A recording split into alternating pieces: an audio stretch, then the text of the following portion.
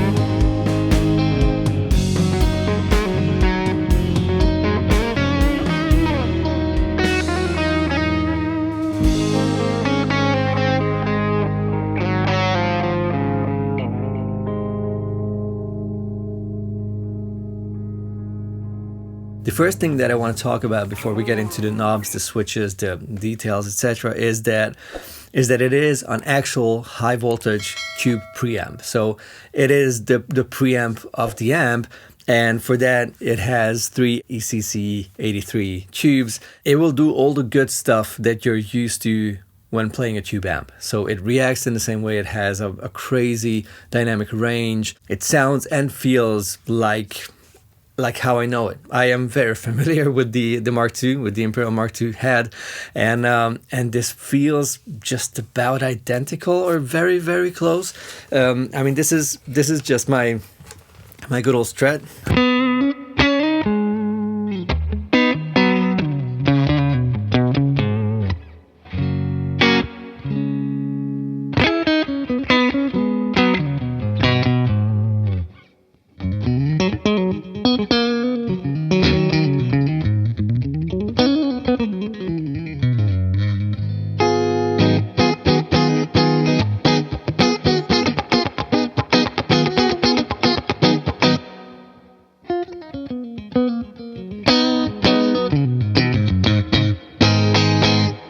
It feels immediate. There is no laziness, no delay between like your motion and the sound that comes out of the speaker.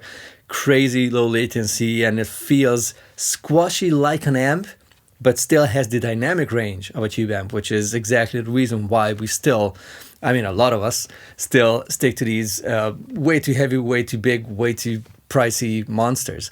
It's just that feel. These are pretty much the same settings as what I use on my amp, which is kind of a good sign, because I guess it shows how close it really is.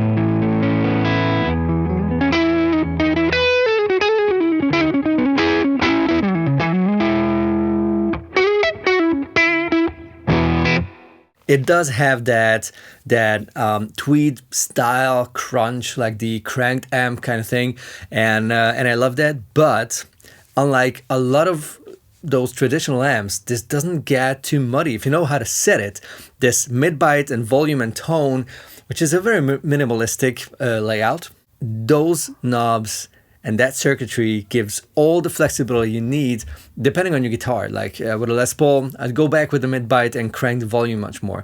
With something with single coils, I'd crank the mid-bite to almost like 10 and then play with the tone and the volume. So you do have a lot of flexibility built in such a simple sort of channel, and I really adore that.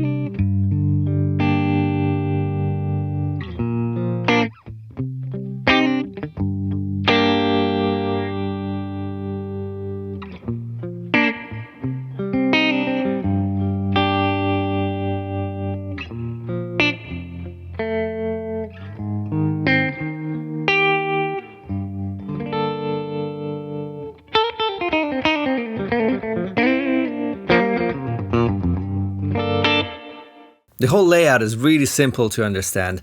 You have the rhythm channel, which is the clean channel, attenuation to give you some sort of, that's like your master volume, basically. Then bass and treble and volume. Volume is also your gain. If you crank that up, you'll have more and more breakup, of course.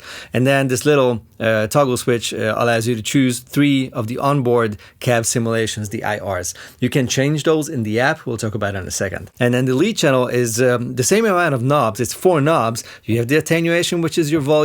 You have the mid-bite, which is it's a mid-crunch, basically. The more you crank it, the more mid-range and crunch you have.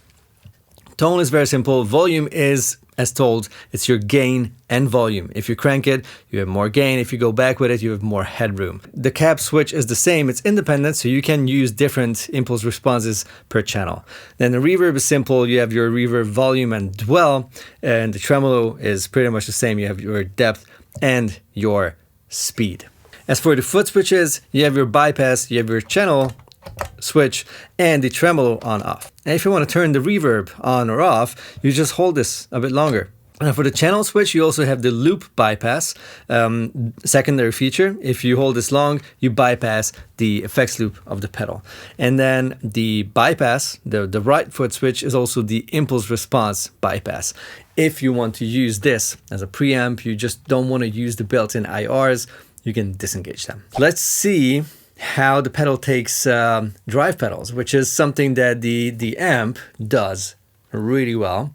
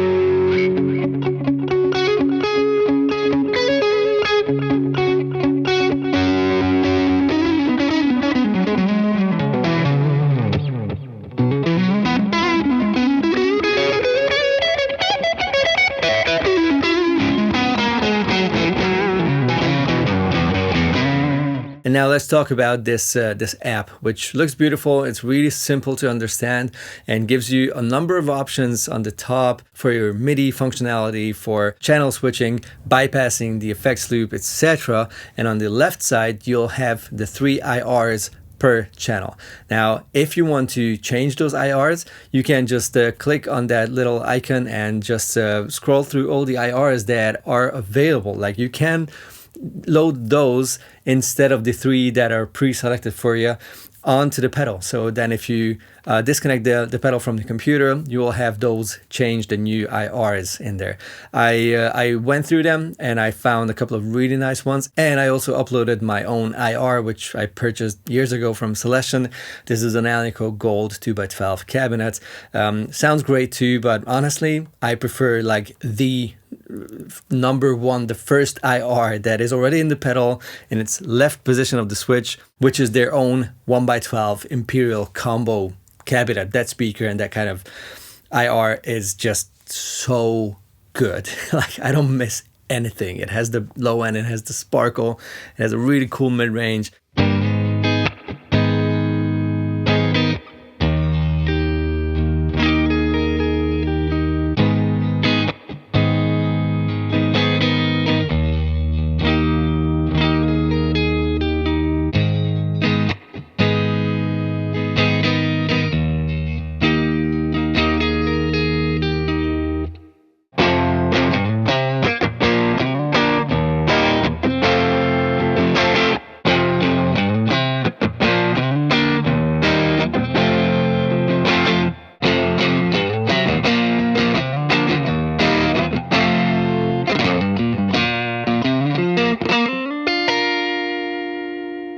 And last but not least, let's compare it to the actual amp, the Imperial MkII. Now, 2 things about this. First of all, the cabs are going to be different. Both are going to be cab simulations. I'm using the first one, the Imperial speaker, whatever, that first IR in the preamp, and I use the aux box for the head. I use the same 2x12 Alnico speaker loaded cab that I always use in my videos. So that's going to be a difference for sure. And the second important thing is that it doesn't matter because these don't need to be absolutely identical. What they need to do, and that is the most important thing, is they have to make you want to play the same kind of guitars, the same kind of way, and use the same kind of pedals. If it reacts the exact same way to your playing and your guitars and whatever you're doing with it as the big one is the amp, then it's perfect.